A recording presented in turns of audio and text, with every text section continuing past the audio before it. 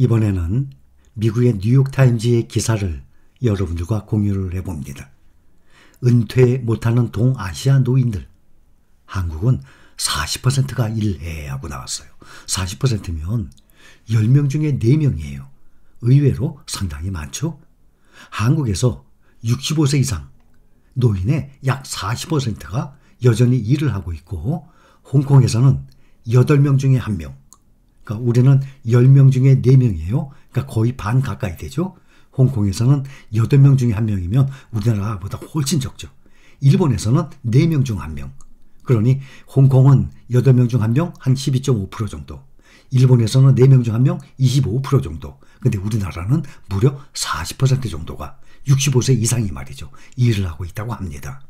미국 노인의 18%, 미국은 18%예요. 일하는 것과 비교하면 상당히 우리나라는 높은 비중입니다.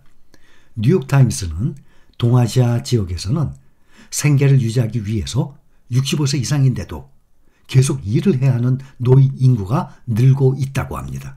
한국과 일본, 중국 등의 동아시아 지역의 이 노령화가 전 세계 어느 곳보다도 빠르게 진행이 되고 있으면서 70대 이상의 노인들이 고된 노동을 하는 현실을 집중적으로 보도를 했습니다.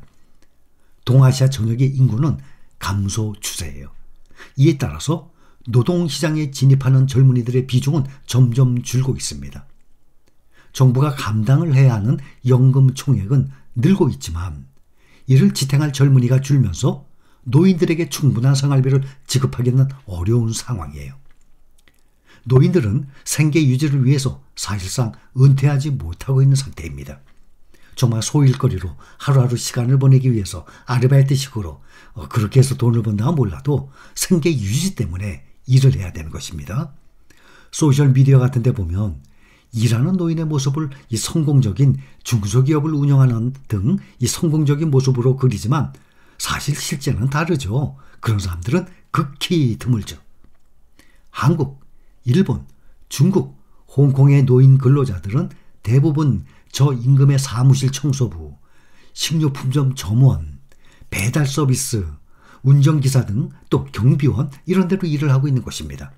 뉴욕타임스는 동아시아 국가에서 고령 근로자들은 불안정한 저임금 계약직으로 종사를 하고 있다면서 한국, 일본, 중국인이 퇴직 이후에 받는 기초연금은 일반적으로 기본 생활비에도 미치지 못하는 월 500달러.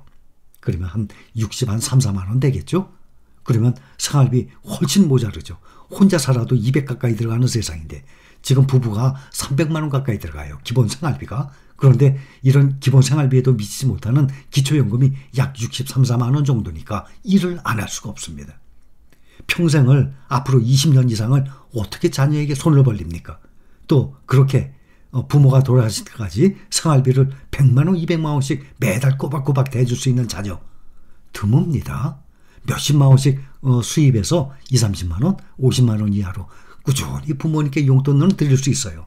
그러나 몇백만 원씩 들어가는 그 생활비를 자식이 커버할 수 있는 것은 쉽지가 않습니다.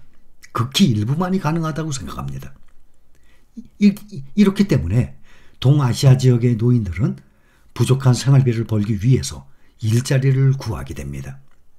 한국과 일본에서는 고령 노동자를 지원하기 위한 임시 직업소개서와 노조가 결성이 되는 등 노동시장이 달라지고 있다고 합니다. 일본 정부는 계단에 추가 난간을 설치하거나 근로자를 위한 추가 휴식 공간을 마련하는 등 고령 근로자를 위한 제도를 마련하는 중소기업에 보조금을 지급하고 고령화된 노동시장에 대응을 하고 있다고 합니다. 기업들도 고령 노동자 찾기에 나선 상태예요. 일본 기업의 약 50%는 정규직 근로자가 부족하고 그 자리를 노인이 채우고 있다고 합니다. 일본 도쿄의 한 회사는 구인 공고에 지원자가 최소 60세 이상이어야 한다라고 명시를 하기도 합니다. 그러니 아예 젊은 사람들은 구하기도 힘들지만 젊은 사람들은 안 뽑고 지원자가 최소 60세 이상인 사람들만 뽑는다는 얘기예요. 해당 업체의 사장은 뉴욕타임스에 65세 이상, 심지어 75세인 사람들이 매우 활동적이고 건강하다고 말을 했습니다. 도쿄의 아파트 관리회사인 도쿄 커뮤니티 이 직원의 절반 이상은 65세 이상이라고 합니다. 직원의 절반 이상이 다 65세 이상이에요. 연봉이 약 우리 돈으로 2200만 원.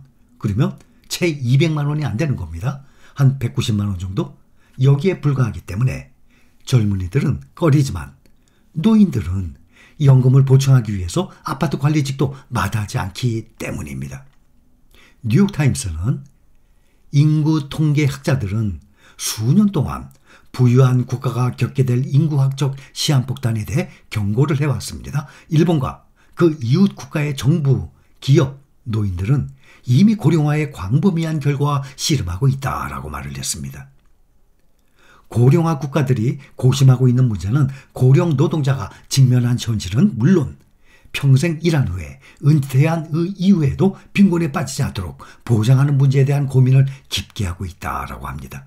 이제 세계의 다른 국가들도 그리 멀지 않은 미래에 일본, 한국, 중국처럼 고령화 사회 위기에 대응하는 방법을 찾기 위해서 앞으로 아시아를 찾을 것이라고 말을 했다고 합니다. 여기까지입니다.